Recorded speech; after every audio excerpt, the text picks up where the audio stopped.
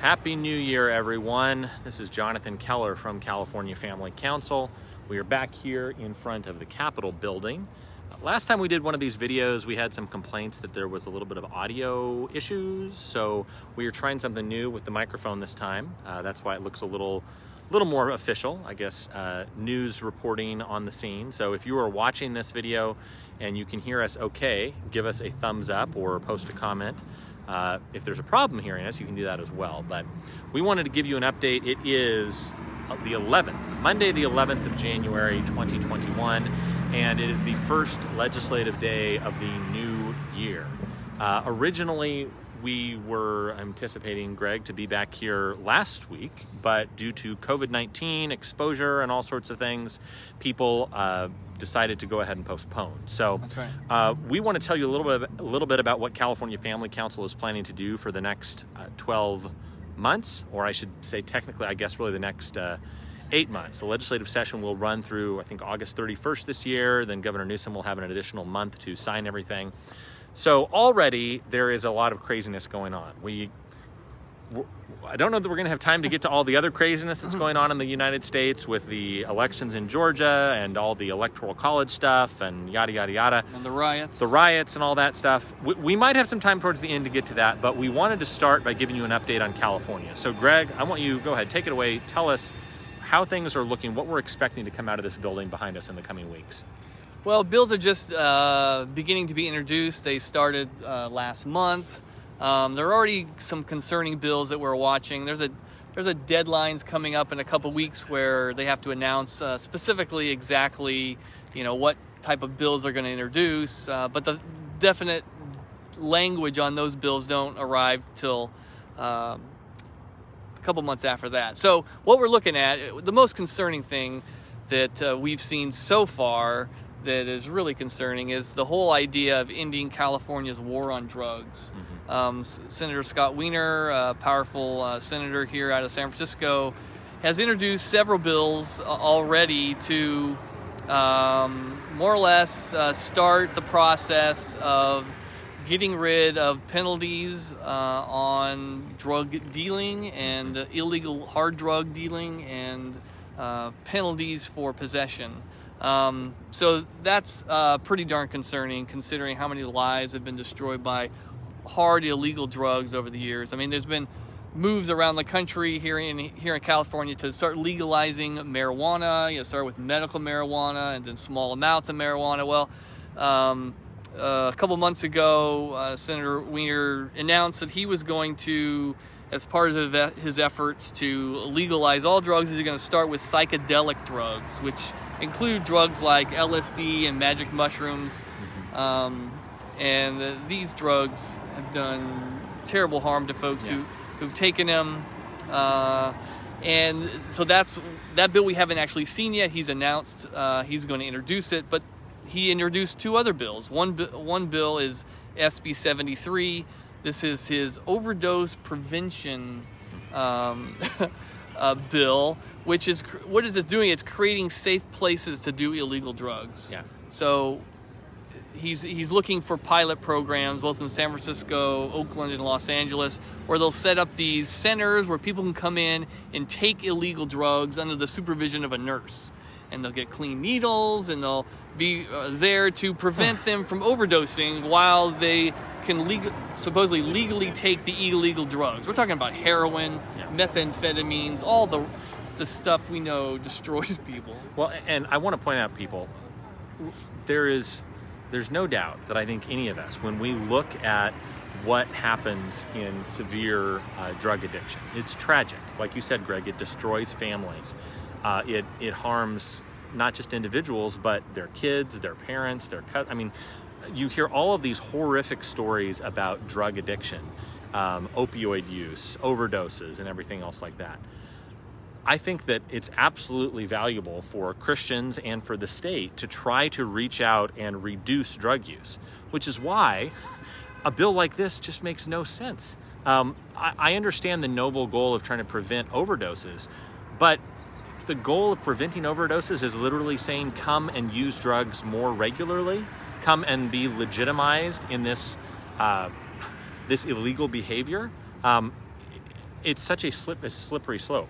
And again, folks, I realize we all probably have friends or family, whether they're here in California or around the United States, that are more libertarian, more progressive than we are. I'm sure we all probably have friends that are pro-marijuana legalization, that say things like, oh, come on, you conservatives, you're all just, such stick in the mud. What's the big deal? How is it going to hurt everybody? That's not what we're talking about here. I mean, California Family Council opposes legalized marijuana for a whole host of reasons. We can get into that. But we're not talking about a little bit of pot. We're talking about hard drugs, things that could have irreversible side effects, irreversible damage, deadly consequences for people, permanently disfiguring and altering people's brain chemistry and everything else. And I'm almost speechless, Greg, to think that California, at a time when we were facing such a massive budget crisis, we have so many people that are unemployed, we have a massive homelessness problem, we have all these other issues. We're talking about spending more government money to set up these quote-unquote safe injection sites and to provide health care to people who are wanting to go do illegal drugs. No, it is sad. It seems crazy, and a lot of the legislature has voted down these proposals previously. But they're coming back, and they're coming back with a vengeance. I think they've been encouraged by states like Oregon, who they legalized. I think it was magic mushrooms to some extent up in Oregon, and I think D.C. legalized some other hard drugs. And so they feel like there's this momentum now to, we just need to legalize all illegal substances, right? But we're making the government has the right to protect the public from products that do damage to people, right? We do that all the time, right? Some product comes out that's killing people. Mm-hmm. What do? We make it illegal because it hurts people. Well, what do you think illegal drugs are? So another bill that he's introduced is SB 73. This lowers penalties on drug dealers. And what kind of drug dealers? Well, heroin dealers, prescription opioids, Oxycontin, morphine, fentanyl. I mean, we have an opioid addiction epidemic throughout the United States, and he wants to lower the penalties on those who are dealing these illegal drugs. What kind of message does that send to culture? Yep. Just because the war on drugs, we haven't eliminated illegal drugs, doesn't mean we stop making them illegal. I mean, think of all the laws we have, whether it's stealing or murder or listen, we're just trying to, laws are on the books to keep a lid on evil.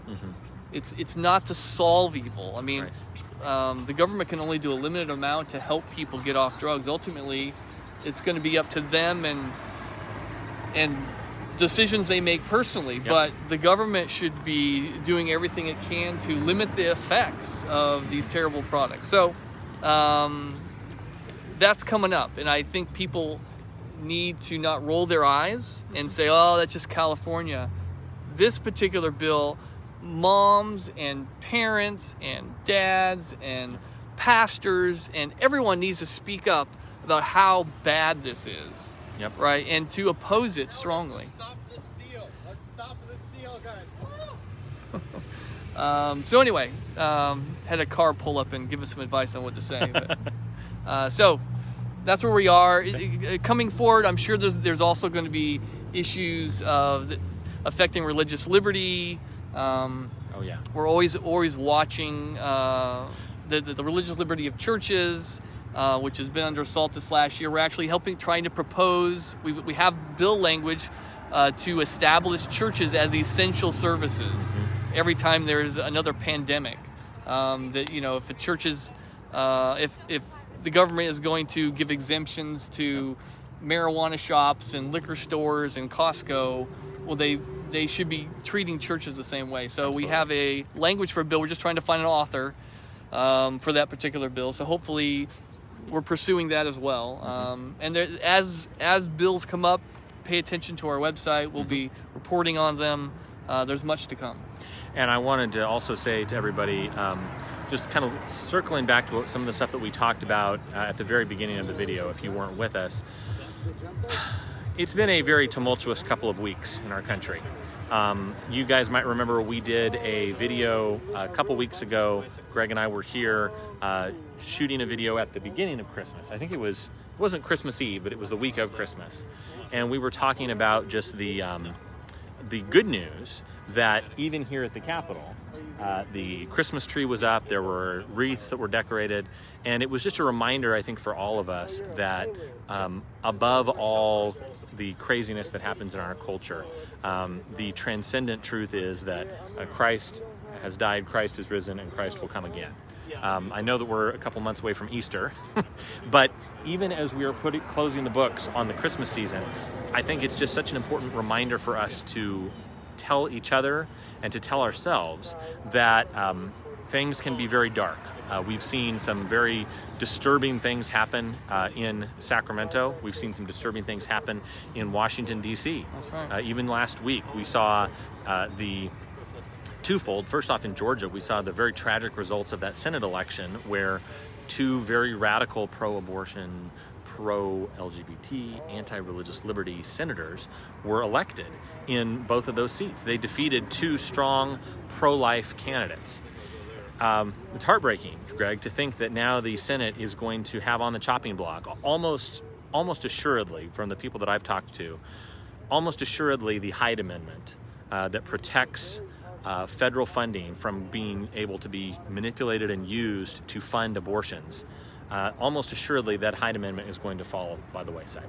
Yeah. And for the first time in American history, we're going to begin directly funding surgical abortions in the United States. That's just heartbreaking. It's nauseating to think that's where we're at, but that's what happened as of Tuesday.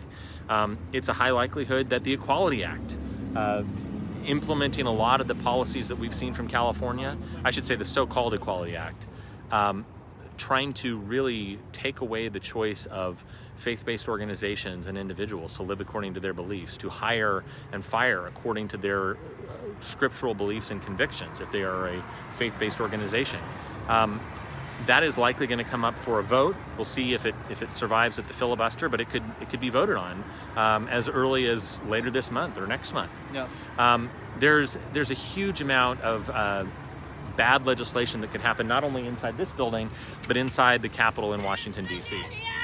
And that kind of brings us to, I think, the final point I wanted to make, Greg, which is the things that we saw inside the Capitol, both inside and on the steps of the Capitol last week, were absolutely atrocious. I don't know anybody personally that was inside that building, thank God, but I just want to say on behalf of California Family Council, we unequivocally, completely condemn any sort of violent revolutionary action like you saw there. The murder of a police officer, the tragic death of 4 other people inside that building, it's absolutely despicable, and it's something that I don't think any conservative supports. Now, we can all complain about the election. I think that all of us have frustrations and concerns about all the likelihood that there was voter fraud that went on, that there was absolutely, there were issues, I think, in almost every state. I mean, we did see issues with lack of signature verification and all sorts of different things.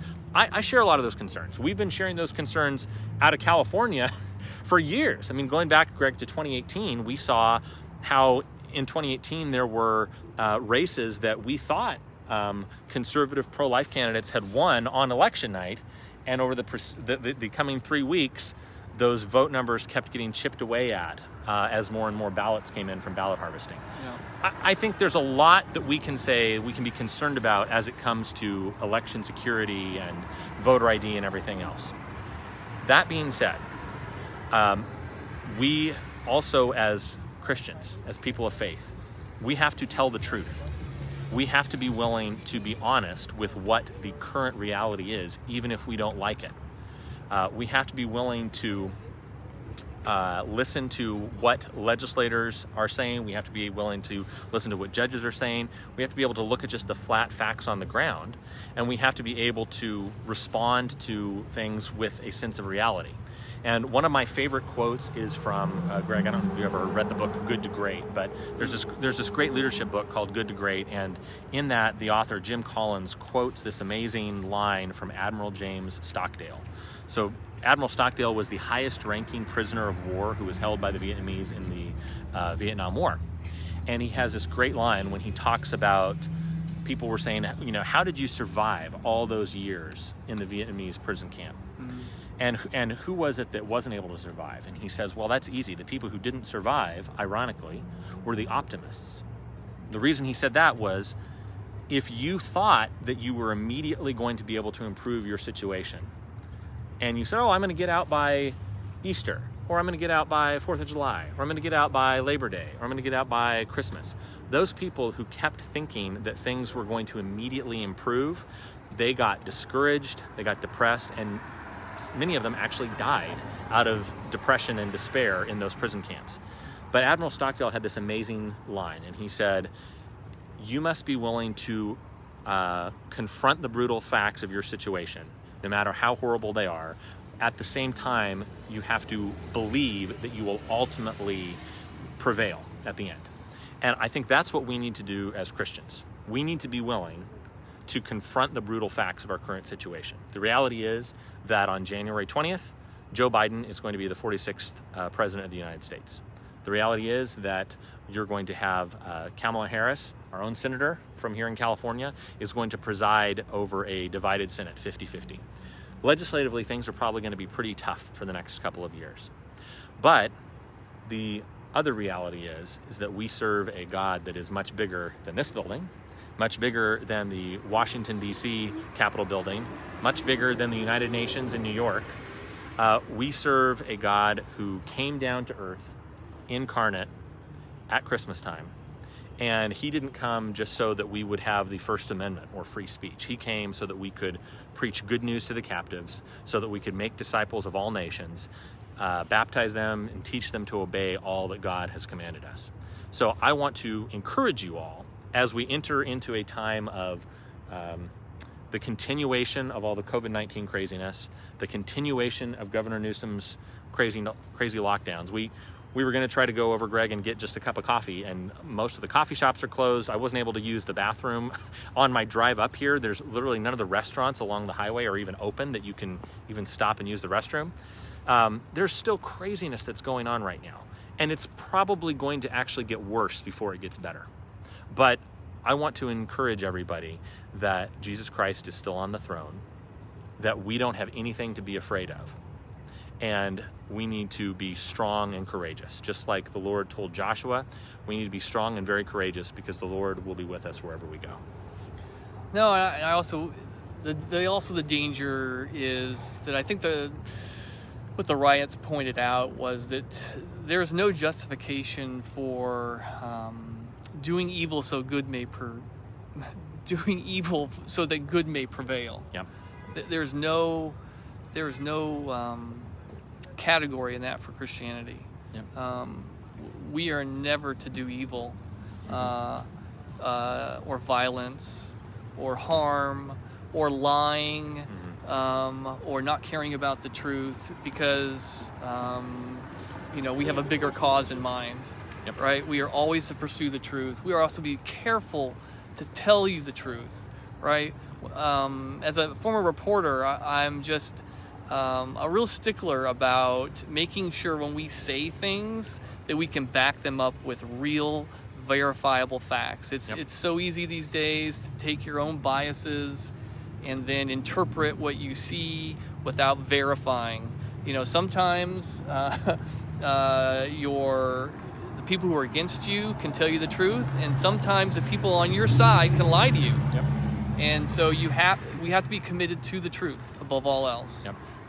And not fall prey to giving into our own biases, and that includes, and that we're gonna have all kinds of opportunities in the future. Yep. If we receive persecution, how are we going to treat those who persecute us? Yep. We need to treat them like we want to be treated, right? With the same, we're not going to falsely accuse them. We are not going to lie about them. We're not going to hear a rumor and then go spread it. Yep. And so we need to be examples.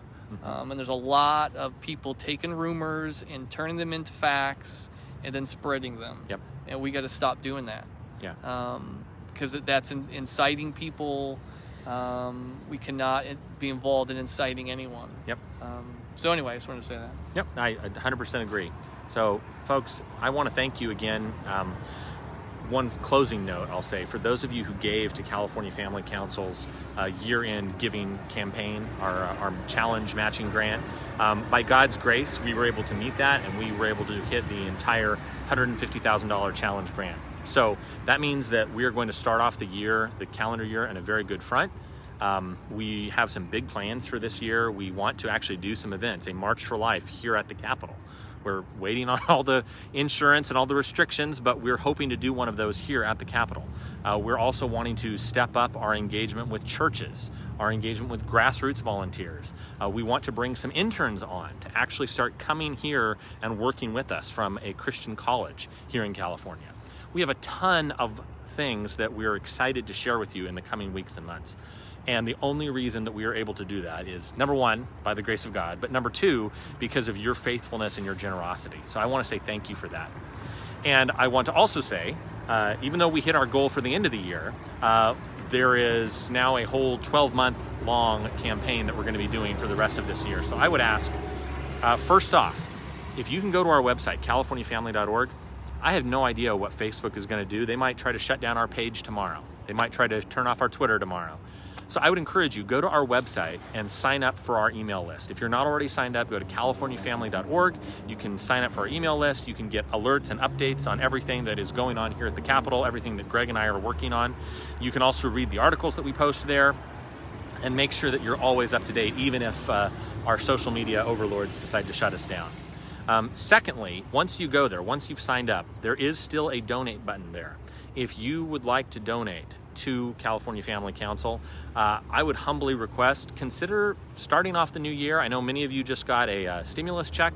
If you're looking to tithe on that check, if you get a tax return in the next few weeks and you'd like to make a contribution from that, we would greatly appreciate any financial contributions you can make. I would also say, as we're starting a brand new calendar year, if you would maybe consider a monthly contribution. I mean, anything helps. I know we're very blessed. We have a couple of individuals, I think it's 2 families, that right now give CFC $1,000 a month. It's a huge blessing.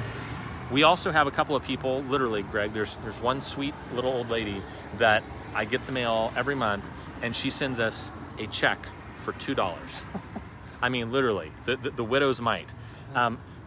Anything between that, $2 to $1,000, anywhere in between, we would be exceedingly grateful for your financial support and for your continued prayers for our organization. So thanks very much for everything you helped us accomplish in 2020, and thank you for standing with us as we try to start 2021 on a strong foot. I'm Jonathan Keller. This is Greg Burt. We'll talk to you guys soon. God bless, and Happy New Year.